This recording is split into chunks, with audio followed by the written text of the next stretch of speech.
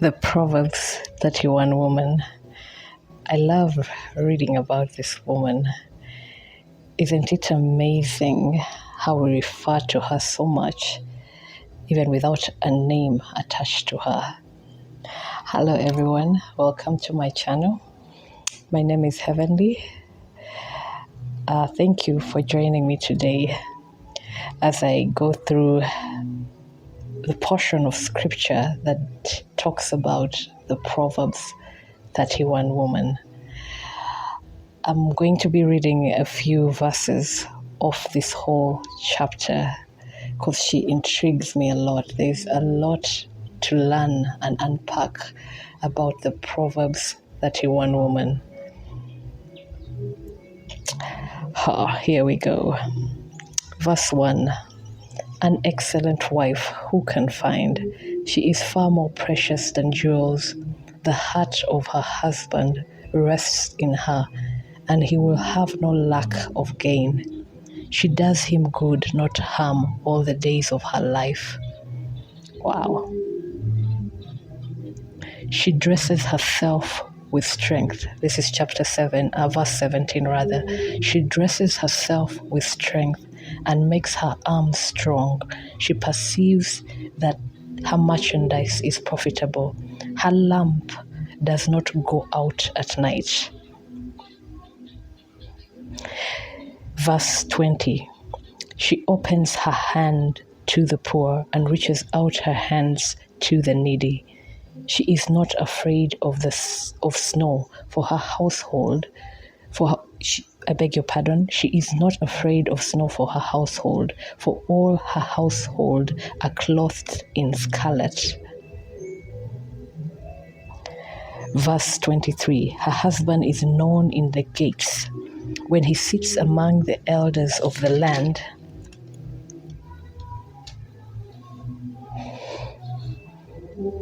strength and dignity are her clothing, and she laughs at the time to come. She opens her mouth with wisdom, and the teaching of kindness is on her tongue. Verse 27, she looks well to the ways of her household and does not eat the bread of idleness. Finally, verse 30, charm is deceitful and beauty is vain, but a woman who fears the Lord is to be praised.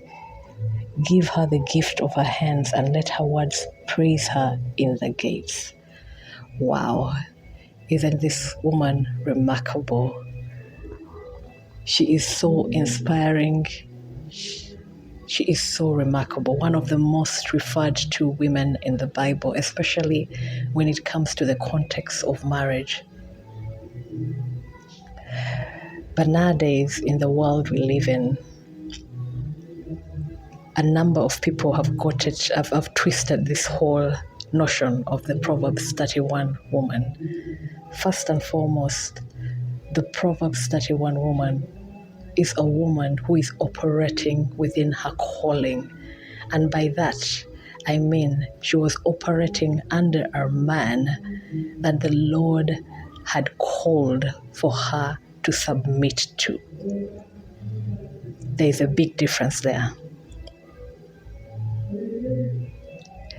To be in alignment with the purpose of God for your life, in that the man that you're choosing to submit to was brought to you by God, is different from finding yourself in a marriage that you have no business being in. So this woman was able to operate at her full capacity because she was governed by a man that was governed by God. A man that knew how to bring the best out of her. She operated in her fullness because she was under a man who wasn't afraid to let her shine. Her strength was validated.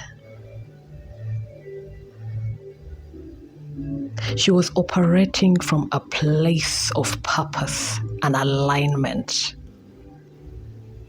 So we live in a world where you find several women who are trying to offer Proverbs 31 treatment to a man they have no business offering that to.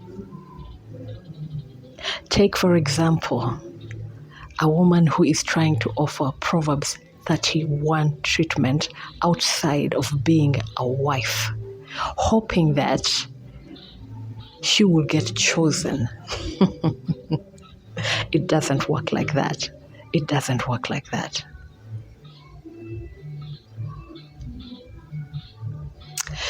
The Lord redesigned marriage to have the man as the head of the home, and us women are to submit to our husbands. So imagine submitting to a man who does not even know the call of God upon your life. Neither can he recognize that which the Lord has given you. Imagine submitting to that. So there is a lesson for us to learn within this great chapter of the Proverbs 31 woman. Before you go out there to submit to any man, make sure that you're first submitting to the Lord and allow the Lord to present you to that man. Are you seeing how it goes? Because as we are submitting to our husbands equally are submitting to a higher head, that is the Lord. So how can you submit to a man who wasn't sent of the Lord for you to submit to?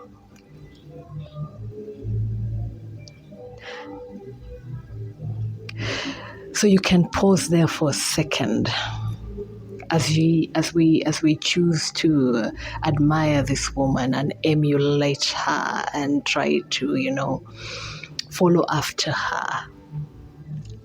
We need to go back to where this woman was operating from. First of all, she was operating as a wife. And second of all, she was operating under the man that God had called her to operate under, to submit under. So don't just go around trying to give Proverbs 31 treatment to just any man out there without asking the Lord first. Who should I be submitted to? Who is that man of God that you have called me to be submitted to? And therein you will flourish naturally as the Proverbs 31 woman. Thank you, everybody.